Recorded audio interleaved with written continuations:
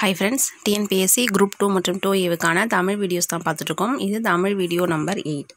இந்த வீடியோவில் நம்ம அகநானூறு பற்றி பார்க்க போகிறோம். ஸோ அகநானூறு அப்படிங்கிறது நமக்கு 7th ஸ்டாண்டர்ட் புக்கில் இருக்குது. ஸோ வாங்க வந்து நம்ம எங்கெங்கே இருக்குது அப்படின்னு சொல்லிட்டு ஃபஸ்ட்டு பார்த்தலாம். தமிழ் சிலபஸோட பகுதி ஆ இதில் வந்து பார்த்தோம் அப்படின்னா 4வது நம்பர் இருக்கு இல்லையா. ஸோ இதில் வந்து நம்ம புறநானூறு அப்படிங்கிறது நேற்று வந்து வீடியோ போட்டிருக்கோம். பழைய புக்கு புது புக்கு ரெண்டுமே சேர்த்து வந்து நம்ம போட்டாச்சு. இந்த வீடியோ நம்ம பார்க்க போகிறது அகநானூறு ஃப்ரெண்ட்ஸ், ஓகேவா. அகநானூறு அப்படிங்கிறது நமக்கு 7th ஸ்டாண்டர்ட் டேர்ம் 2 யூனிட் 1ல் கவின்மிகு கப்பல் அப்படிங்கிற தலைப்புலையும், அதுக்கப்புறம் 11ஆம் வகுப்பு யூனிட் 6லையும் நமக்கு வந்து கொடுத்துருக்காங்க. 12th ஸ்டாண்டர்ட் அதுலேயுமே நமக்கு வந்து அகநானூறு அப்படிங்கிறது இருக்குது. ஸோ அந்த 3 பாடலையும் நம்ம இப்போ வந்து இந்த வீடியோவில் பார்க்கலாம், ஓகேவா. ஸோ இது வந்து நமக்கு 7th ஸ்டாண்டர்ட் புக்கில் இருக்கக்கூடிய அகநானூறு அப்படிங்கிற பாடல். கவின்மிகு கப்பல் அப்படிங்கிற தலைப்பில் கொடுத்துருப்பாங்க. அதாவது கடலில் செல்லக்கூடிய ஒரு கப்பலோட காட்சி நமக்கு கண்ணுக்கு எந்த அளவுக்கு அழகாக காட்சி அளிக்கக்கூடியது அப்படிங்கிறது தான் இந்த பாடப்பகுதியில் நமக்கு கொடுத்துருப்பாங்க.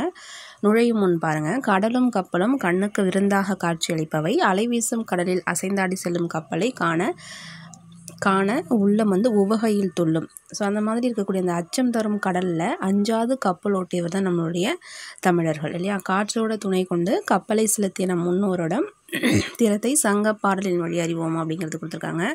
பாடல் பகுதி பார்த்தோம் அப்படின்னா, உலகு கிளர்ந்தன்ன ஒருகழு வங்கம் புலவு திரை பெருங்கடல் நீர் இடை போழ இரவும் எல்லையும் அசைவின்றி ஆகி விரைவு செலல் இயற்கை வங்கூழ் ஆட்ட கோடு உயர் திணிமணல் அகன்துறை நீகான் மாட ஒல் எரி மருங்கு அறிந்து ஒய்ய அப்படிங்கிற பாடல் வந்து நமக்கு கொடுத்துருக்காங்க. இது வந்து மருதன் இளநாகனார் வந்து ஏற்றிருப்பார்.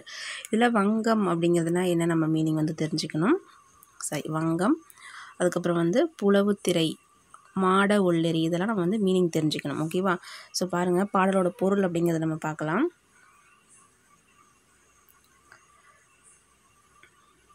அதாவது உலகம் புடைபெயர்ந்தது போன்ற அழகு பொருந்திய தோற்றத்தை உடையது தான் நாவாய். நாவாய் அப்படிங்கிறது நம்ம வந்து கப்பல் அப்படிங்கிறதுக்கு இன்னொரு பேர் தான் நாவாய் அப்படிங்கிறது. ஸோ அது புலால் நாற்றமுடைய அலை வீசக்கூடிய அந்த பெரிய கடலோட நீரை வந்து பிளந்து கொண்டு செல்லுமா. ஸோ இரவும் பகலும் தங்காமல் வீசுகின்ற ஒரு இடத்தில் தங்காமல் வீசுகின்ற காற்றானது அந்த நாவாயை வந்து என்ன செல்லுமா, அசைத்து செலுத்துமா, ஓகேவா. ஸோ உயர்ந்த கரையை உடைய மணல் நிறைந்த துறைமுகத்தில் கலங்கரை விளக்கத்தோட ஒளியால் தான் இந்த நாவாயை ஓட்டுபவன் அவருடைய பேர் தான் நீகான் அப்படின்னு சொல்கிறாங்க இல்லையா. அந்த கலங்கரை விளக்கத்தோட ஒளியால் தான் அந்த எந்த பகுதியில் வந்து நாவாய் செல்லுது அப்படிங்கிறத அறிந்து நாவாயை செலுத்துவான் அப்படிங்கிற பொருளை தான் இந்த பாடல் நமக்கு சொல்லுது. இதில் பாடலோட பொருள் பார்த்தோம் அப்படின்னா, உரு அப்படின்னா அழகு. இது வந்து ப்ரீவியஸ் இயர் கொஸ்டின், ஓகேவா. உரு அப்படின்னா அழகு, போழ அப்படின்னா பிளக்க, வங்கூழ் அப்படின்னா காற்று, இதுவும் ரொம்ப முக்கியம். வங்கூழ் அப்படின்னா காற்று, நீகான் அப்படின்னா நாவாய் ஓட்டுபவன், வங்கம் அப்படின்னா கப்பல், எல் அப்படின்னா பகல், அல் அப்படின்னா இரவு, எல் அப்படின்னா பகல், ஓகேவா. நாலங்காடி அல்லங்காடின்னு படிச்சுப்போம் இல்லையா. கோடு உயர் அப்படின்னா கரை உயர்ந்த, மாட உள்ளேரி அப்படின்னா கலங்கரை விளக்கம். நூல்வெளி பாருங்கள். அகநானூறு அப்படிங்கிறது 8 தொகை நூல்களில் ஒன்று. ஸோ புலவர் வந்து பலரால் பாடப்பட்ட 400 பாடல்களை கொண்டது தான் நமக்கு அகநானூறு. இதற்கு இன்னொரு பெயர் அப்படிங்கிறது நெடுந்தொகை அப்படிங்கிறது இன்னொரு பெயர். ஸோ இதில் வந்து நமக்கு 255வது பாடல் வந்து கொடுத்துருக்காங்க அப்படின்னு சொல்லியிருக்காங்க.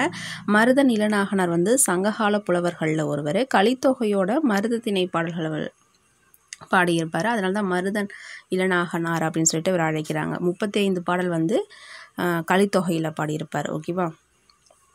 மருதத்திணை பாடுவதில் வல்லவர் அப்படிங்கிறதுனால தான் இவருடைய பெயர் வந்து அந்த அடைமொழியிலேயே சொல்லுவாங்க, ஓகேவா. மருதன் இளநாகனார் அப்படிங்கிறது. 8 தொகை நூல்கள் கொடுத்துருக்காங்க பாருங்கள். நற்றிணை, குறுந்தொகை, ஐங்குறுநூறு, 10 பரிபாடல், கலித்தொகை, அகநானூறு, புறநானூறு அப்படிங்கிறது. இதில் வந்து நமக்கு 10 மற்றும் புறநானூறு இந்த 2 மட்டும்தான் நமக்கு புறம் சார்ந்த நூல். பரிபாடல் அப்படிங்கிறது அகமும் புறமும் சார்ந்தது. மீதம் இருக்கக்கூடிய நற்றிணை, குறுந்தொகை, ஐங்குறுநூறு, கலித்தொகை, அகநானூறு அப்படிங்கிறது நமக்கு அகம் சார்ந்த நூல், ஓகேவா. இது ரொம்ப முக்கியம். அடுத்தது பாருங்கள். புக் பேக் பார்த்தோம் அப்படின்னா இயற்கை வங்கூழ் ஆட்ட. இதில் வந்து அடிக்கோடிட்ட சொல்லோட பொருள் வந்து கேட்குறாங்க. வங்கூழ் அப்படின்னா என்னென்னு கேட்குறாங்க. வங்கூழ் அப்படின்னா காற்று. மக்கள் டேஷ் ஏரி வெளிநாடுகளுக்கு சென்றனர் அப்படின்னா வங்கத்தில் ஏரி. வங்கம் அப்படின்னா கப்பல், வங்கூழ்னா காற்று. ஓகேவா. புலால் நாற்றமுடையதாக அகநானூறு கூறுவது அப்படின்னு சொல்லி கேட்குறாங்க. கடல். ஓகேவா. இது ரொம்ப முக்கியம். அடுத்தது பெருங்கடல் என்னும் சொல்லை பிரித்து எழுத கிடைப்பது இன்று ப்ளஸ் ஆகி. இதை வந்து சேர்த்து எழுத சொல்லியிருக்காங்க. பெருங்கடல் எப்படி பிரிப்போம். பெருமை ப்ளஸ் கடல், இன்று ப்ளஸ் ஆகி அப்படிங்கிறத சேர்த்து எழுதும்பொழுது இன்றாகி. எதுகை மூனை இடம்பெறாத இணைன்னு கேட்டிருக்காங்க. எதில் இடம் பெறலைன்னு கேட்குறாங்க.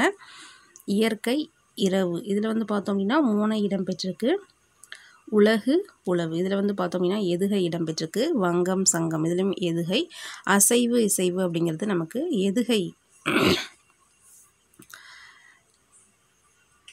எதுகை மட்டும்தான் கேட்டிருக்காங்க இல்லையா. எதுகை இடம்பெறாத தொடர் தான் கேட்டிருக்காங்க. இதுவுமே நமக்கு வந்து எதுகை இடம்பெற்றிருக்கு. ஸோ இரவு இயற்கை இது மட்டும்தான் மூனை அப்படிங்கிறது இடம்பெற்றிருக்கு. ஓகேவா. இதில் வந்து மூனை அப்படிங்கிறது இருக்குது. மீதி எல்லாமே வந்து எதுகை. ஓகேவா.